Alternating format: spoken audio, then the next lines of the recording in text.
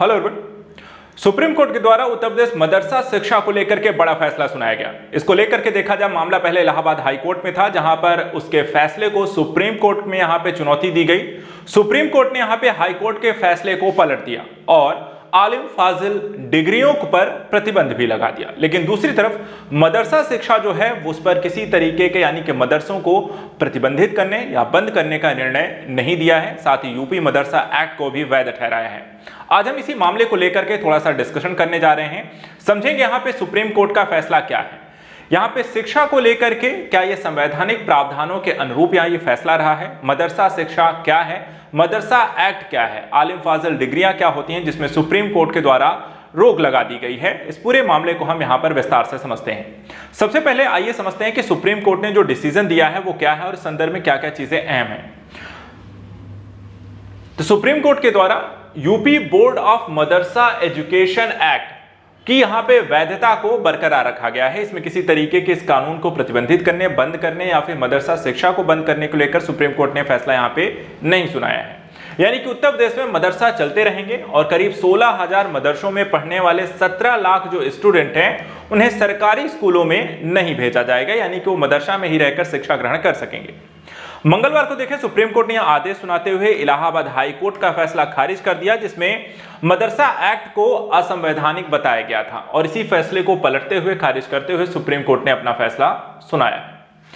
इसका एक पहलू और यहां पर है। सुप्रीम कोर्ट ने यहां पर कहा है कि यूपी का मदरसा एक्ट जो है वो सभी प्रावधान जो हैं वो मूल अधिकार यानी कि मौलिक अधिकार और संविधान के बेसिक स्ट्रक्चर का उल्लंघन नहीं करते हैं और इसलिए यहां पर इसके एक्ट को भी वैधानिक कहा गया है, संवैधानिक स्थिति में बना हुआ है। लेकिन दूसरी तरफ सुप्रीम कोर्ट ने अपने ही फैसले में मदरसा एक्ट के उस प्रावधान पर रोक लगा दी जिसमें मदरसों को पीजी और रिसर्च का सिलेबस तय करने का अधिकार होता है। यानी अब मदरसा बोर्ड जो है एजुकेशन है, इनका सिलेबस और किताबें नहीं तय कर पाएगा, वो यूजीसी तय करेगा, जो अब तक यहाँ पे मदरसा शिक्षा के तहत यानी कि हायर जो एजुकेशन है उसके संदर्भ में यहाँ पर मदरसा बोर्ड को लेकर के एक जो प्रतिबंधात्मक एक स्थिति है उसको भी सुप्रीम कोर्ट के द्वारा यहाँ पे लागू किया गया है।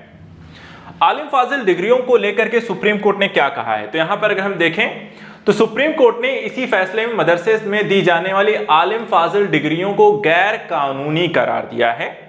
आलिम फाजिल जैसी हायर एजुकेशन की डिग्रियां यूजीसी एक्ट 1956 के खिलाफ बताया गया है। परंपरागत रूप से आलिम को ग्रेजुएट डिग्री और फाजिल को पोस्ट ग्रेजुएट डिग्री यहां पे माना जाता है, यानी कि ग्रेजुएशन पोस्ट ग्रेजुएशन की जो डिग्री होती हैं उन्हीं को आलिम और फाजिल डिग्रियां यहां पर कहा जाता है। तो ये अब मदरसा शिक्षा के अंतर्गत इन्हें नहीं दिया जा सकेगा, यानी कि 12th तक का एजुकेशन आप मदरसा शिक्षा में दी जा सकेगी।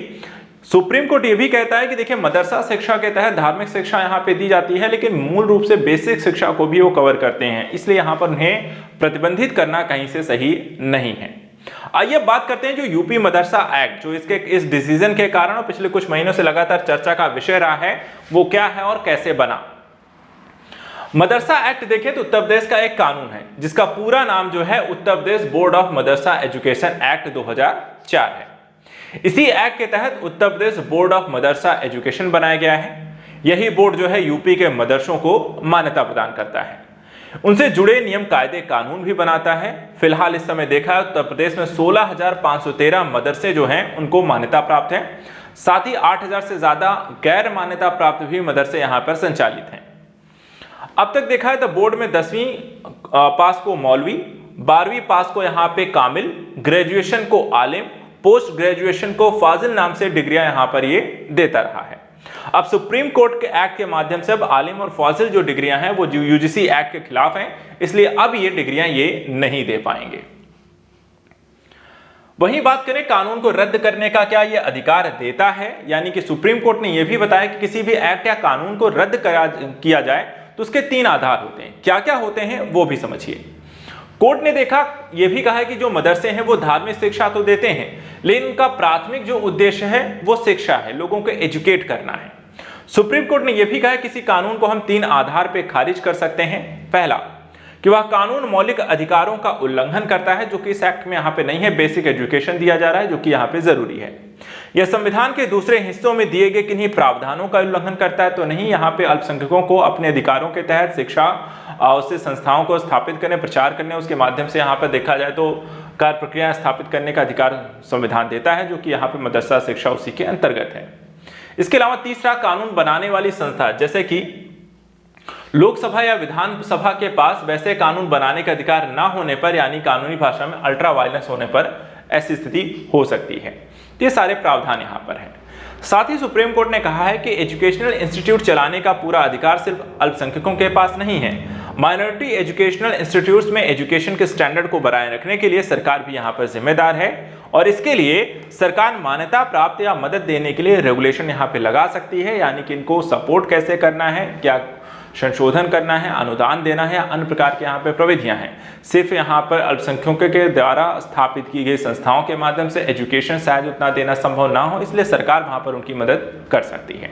तो ये रहा सुप्रीम कोर्ट का दिया हुआ यूपी मदरसा एक्ट को लेकर के उसकी वैधता को यहाँ पर बरकरार रखने संबंधी फैसला। ऐसे ही महत्वपूर्ण जानकारियों को लेकर के हम यहाँ पर आपके लिए आते रहेंगे। आप हमारे साथ चैनल पर जुड़े रहें। Thank you so much and good luck.